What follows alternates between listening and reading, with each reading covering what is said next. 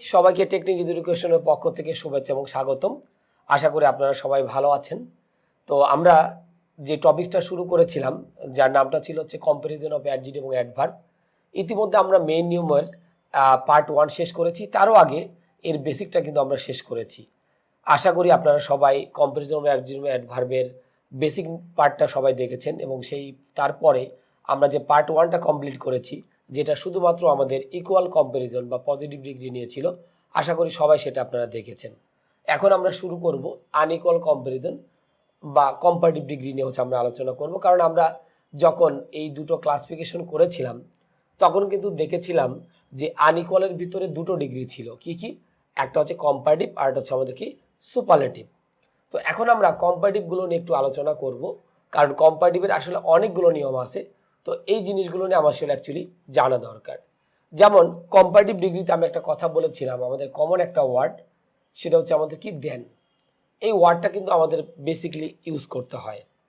যেমন পজিটিভ ডিগ্রিতে আমরা সাধারণত সো ডট অ্যাজ অথবা অ্যাজ ডট অ্যাজটাকে ইউজ করে থাকি। তদ্রূপভাবে আমাদের কম্পারেটিভ ডিগ্রিতে এই ওয়ার্ডটা কমন, দেন THAN, এই ওয়ার্ডটা আমাদের প্রায় ইউজ করে থাকি। যেমন আমি যদি বলে থাকি he is better than I, তো আমরা জানি বেটার এটা হচ্ছে আমাদের একটা কম্পারেটিভ ডিগ্রি। সো এই বেটারের পরে আমাদের যে দেনটা ইউজ করলাম, এটার সাথে আমরা সবাই মোটামুটি জানি। তাহলে আমরা এখানে লিখলাম যে he is better than I. তাহলে বেটারটা হচ্ছে আমাদের অ্যাকচুয়ালি কম্পারেটিভ ডিগ্রি।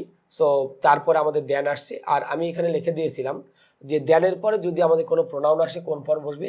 সাবজেক্টিভ ফর্মটা বসবে। তাহলে আমরা কিন্তু এটা অলরেডি দেখলাম যে দেনটা আমাদের কী হিসেবে কাজ করেছিল, যে দেনের পরে যদি কোনো প্রোনাউন আসে অবশ্যই কোন ফর্ম ইউজ করতে হবে? তার সাবজেক্টিভ ফর্মটাকে আমাদের মূলত ইউজ করতে হবে। ওকে, তো আমাদের কম্পারেটিভ ডিগ্রিতে এটা খুবই একটা কমন একটা বিষয় যে আমাদের অবশ্যই কম্পারেটিভ ডিগ্রির পরে দেন ইউজ বসে। আর পজিটিভ ডিগ্রিতে আমরা সাধারণত অ্যাজ ডট অর অ্যাজ অথবা কি সো ডট অর অ্যাজ, এই দুটাকে আমরা সাধারণত কি ম্যাক্সিমাম ক্ষেত্রে আমরা ইউজ করে থাকি। তো আমরা চলে আসি যে আমাদের আনইকুয়াল কম্পারিজন বা কম্পারেটিভ ডিগ্রিতে। তো প্রথমে আমরা একটু আলোচনা করি রুল নাম্বার 1। আমি এখানে লিখে দিয়েছি সবার সুবিধার্থে, যাতে করে অনেকে স্ক্রিনশট নিয়ে মুখস্থ করতে পারে বা একটু পজ করেও এই জিনিসগুলো দেখতে পারে আর কি। যেমন আমরা এখানে যেটা লিখলাম ডিফারেন্ট, এই ওয়ার্ডটার সাথে আমরা পরিচিত সবাই। তো ডিফারেন্ট এটা হচ্ছে আমাদের অ্যাডজেক্টিভ হিসেবে আমাদের মূলত কাজ করে থাকে। তো আমরা যেটা বলছিলাম যে ডিফারেন্ট দিয়ে কখনোই কোনো কম্পেয়ার করা যাবে না। তাহলে ডিফারেন্ট যে ওয়ার্ডটা আছে এদের সাথে কিন্তু আমরা কখনোই কোনো কম্পেয়ার করতে পারবো না।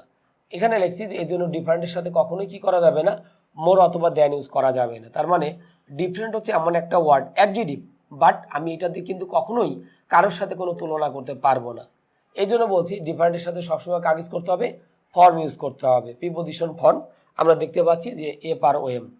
তাহলে আমরা এখানে যে কথাটা বলছিলাম যে ডিফারেন্ট যে ওয়ার্ডটা ছিল, এই ওয়ার্ডটা দিয়ে আমরা কিন্তু কখনোই কোনো কম্পেয়ার করতে পারবো না। এই জন্য ডিফারেন্টের সাথে কখনোই কি করা যাবে না? মোর অথবা দেন ইউজ করা যাবে না। তাহলে ডিফারেন্টের সাথে সবসময় আমরা কাজ করবো, প্রিপোজিশন ফর্মটাকে ইউজ করবো, আমরা অ্যাকচুয়ালি দেখতে পাচ্ছি। তাহলে আমরা এখন উদাহরণ চলে আসি। যেমন আমি এখানে লিখলাম he is more different than I. তাহলে এই যে আমরা সেন্টেন্সটা লিখলাম যে he is more different than I, তাহলে ডিফারেন্ট কিন্তু আমাদের কি ছিল? একটা অ্যাডজেক্টিভ ছিল। তাহলে ডিফারেন্টের সাথে আমাদের যেটা আসছে মোরটাকে আমরা ইউজ করছি, দেনটাকেও কিন্তু আমরা ইউজ করেছি, বাট অ্যাকচুয়ালি কিন্তু সেটা ইউজ করা আমাদের যাবে না। এটা কিন্তু আমাদের এখানে বলা আছে যে ডিফারেন্টের সাথে কখনোই মোর অথবা আমরা দেনটাকে ইউজ করতে পারবো না। ডিফারেন্টের সাথে সবসময় আমরা প্রিপোজিশন কাজ ইউজ করবো, form F R O M. যেমন আমরা এখানে লিখছি he is different for me, সে আমার চেয়ে হচ্ছে কি একটু আলাদা বা পার্থক্য। আর এটা আমরা দেখলাম যে ফর্মটা কিন্তু আমাদের কি ছিল? প্রিপোজিশন। আর আমরা এটাও জানি প্রিপোজিশনের পরে আমাদের যদি কোনো প্রোনাউন আসে কোন ফর্ম বসবে? Objective form. তাহলে যেহেতু ফর্মটা হচ্ছে প্রিপোজিশন, আমাদের আরেকটা ফর্ম কিন্তু আছে, সেটা হচ্ছে কি FORM। তো প্রিপোজিশনের পরে আমাদের যদি কোনো প্রোনাউন আসে আমরা জানি তার কোন ফর্ম বসবে? অবজেক্টিভ ফর্মটাকে ইউজ করতে হবে।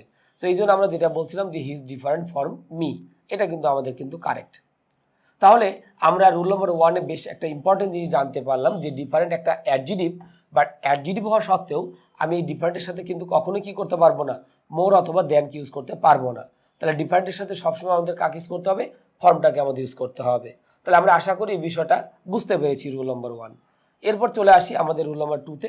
রুল নম্বর 2-তে আমরা যেটা বলেছি, দুটি জিনিসের মধ্যে তুলনা করে যদি একটিকে বেশি অগ্রাধিকার দেওয়া হয়, তাহলে যাকে অগ্রাধিকার দেওয়া হচ্ছে তার সাথে আমাদের কাগজ করতে হবে কম্পারেটিভ ফর্ম, এবং এই কম্পারেটিভ ফর্মের সাথে অবশ্যই আমাদের আর্টিকেল হিসেবে কাগজ করতে হবে দিটাকে ইউজ করতে হবে। তাহলে এখানে যে কথাটা বলতেছি যে আমরা জানি যে পজিটিভ এবং কম্পারেটিভ এই দুইটা ডিগ্রি আমরা কিন্তু দুইজনের ভিতরে আমরা তুলনা করে থাকি। অর্থাৎ যখন আমরা দুইজনের ভিতরে কোনো কিছু তুলনা বা কম্পেয়ার অথবা হচ্ছে যে তুলনা করে থাকি, তখন কিন্তু দুইজনের ভিতরে হয় এবং সেখানে হয় আমাকে পজিটিভ ডিগ্রি ইউজ করতে হবে অথবা কম্পারেটিভ ডিগ্রি ইউজ করতে হবে। আর দুইয়ের বেশি যখনই যাবে, মানে তিনজনের মধ্যে যদি আমি তুলনা করতে যাই, তখন কিন্তু আমাদের কি ইউজ করতে হবে, সুপারলেটিভ ডিগ্রিটাকে ইউজ করতে হবে। এটা আমরা কম বেশি সবাই জানি, কারণ নিচের ক্লাস থেকেই এখন আমাদের মোটামুটি ডিগ্রিটা দিয়ে দেওয়া আছে।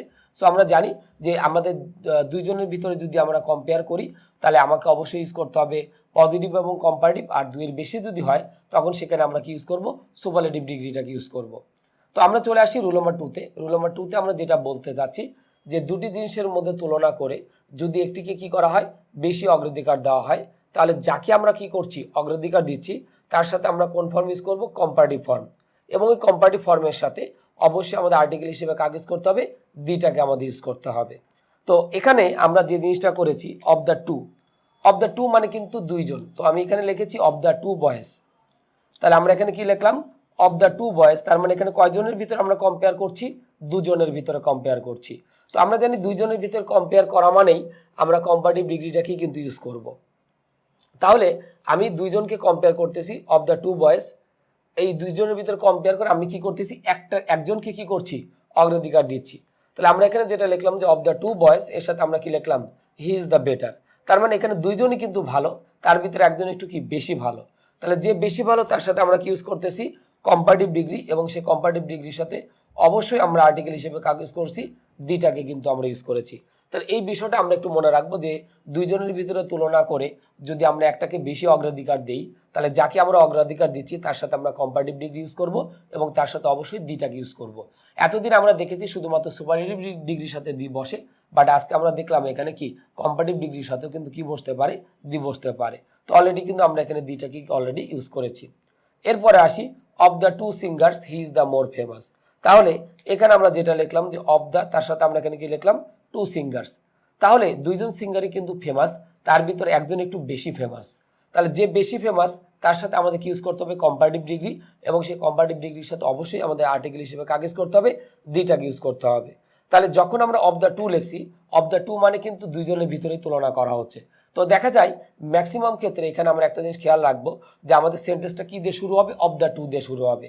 তাহলে অফ দ্য টু দিয়ে শুরু হওয়া মানেই আমি ওই সেন্টেন্সে কি ইউজ করবো, কম্পারেটিভ ডিগ্রি, এবং শুধু কম্পারেটিভ ডিগ্রি ইউজ করলেই হবে না, তার সাথে অবশ্যই আমাদের আর্টিকেল হিসেবে কাজ করতে হবে, দিটাকে ইউজ করতে হবে।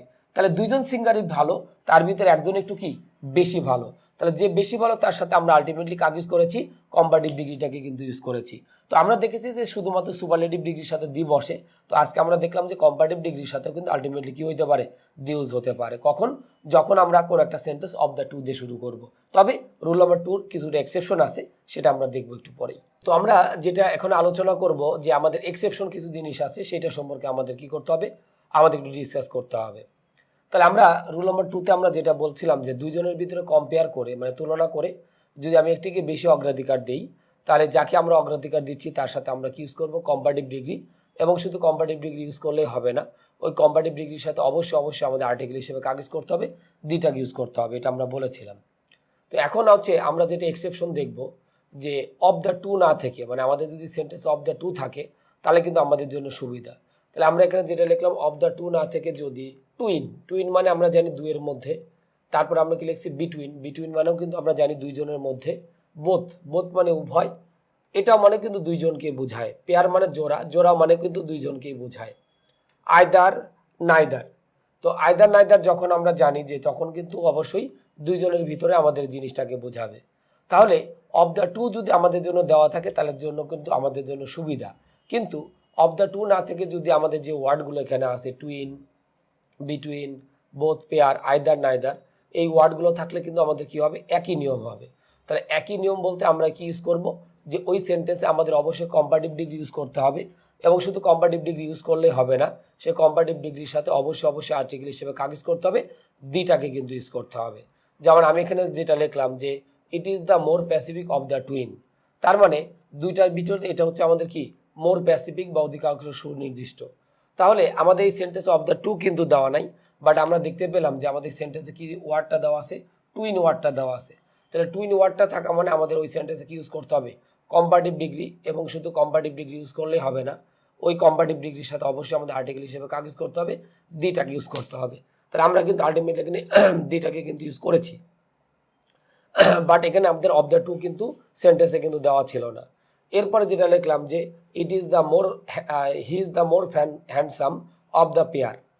তাহলে আমরা যদি সেন্টেন্সটা খেয়াল করি, আমাদের এই সেন্টেন্সে কিন্তু অফ দ্য টু কিন্তু দিয়ে সেন্টেন্সটা শুরু হয়নি, বাট আমরা পুরো সেন্টেন্সটা যদি খেয়াল করি যে শেষের দিকে আমাদের পেয়ার এই ওয়ার্ডটা দেওয়া আছে।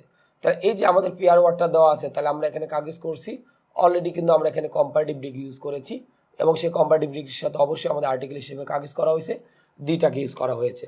তাহলে অফ দ্য টু না থেকে এই যে ওয়ার্ডগুলো যেমন twin, between, both, pair, either, neither, এই ওয়ার্ডগুলো যদি সেন্টেন্সে দেওয়া থাকে, তাহলে আমি ওই সেন্টেন্সে অবশ্যই আমরা কাজ করব শুধুমাত্র কম্পারেটিভ ডিগ্রি ইউজ করব, এবং কম্পারেটিভ ডিগ্রি ইউজ করলেই হবে না, সেই কম্পারেটিভ ডিগ্রির সাথে অবশ্যই আমাদের আর্টিকেল হিসেবে কাজ করতে হবে, দিটাকে কিন্তু ইউজ করতে হবে, এবং এই দিটা কিন্তু অলরেডি আমরা এখানে কিন্তু ইউজ করেছি। আচ্ছা, এর পরের উদাহরণে যদি যাই, যেমন আমাদের এখানে বলা হয়েছে বিটুইন ইউ অ্যান্ড মি, এখানে কয়জন, দুইজন। তাহলে দুইজনের বিটুইন থাকা মানে কিন্তু দুইজন, আর আমরা এটা জানি বিটুইনটা কিন্তু একটা প্রিপোজিশন। সো প্রিপোজিশনের পরে আমাদের যদি কোনো প্রোনাউন আসে অবজেক্টিভ ফর্ম বসবে। তো আমরা জানি ইউ এর অবজেক্টিভ ফর্ম আমাদের সাধারণত কি হয়, ইউ হয়, আর এখানে আই এর অবজেক্টিভ ফর্মটা হচ্ছে কি, মি, কারণ বিটুইনটা হচ্ছে আমাদের অ্যাকচুয়ালি একটা প্রিপোজিশন। সো প্রিপোজিশনের পরে আমাদের যদি কোনো প্রোনাউন আসে, তাহলে কোন ফর্ম ইউজ করতে হবে, অবজেক্টিভ ফর্মটাকে ইউজ করতে হবে। তাহলে এখন আমরা দুইজনের ভিতরে, যে এই দুইজনের ভিতরে একজন স্ট্রঙ্গার, তাহলে আমি যখন লিখলাম যে between you and me I am the stronger, তাহলে দুইজনই হচ্ছে শক্তিশালী, তার ভিতরে একজন হচ্ছে একটু বেশি শক্তিশালী। তাহলে যে বেশি শক্তিশালী তার সাথে আমরা কম্পারেটিভ ডিগ্রি এবং তার সাথে যথারীতি কিন্তু কি ইউজ করেছি, দিটাকে কিন্তু ইউজ করেছি। তার মানে এখানে অফ দ্য টু না থেকেও আমাদের সিনোনিমস রিলেটেড কিছু ওয়ার্ড ছিল।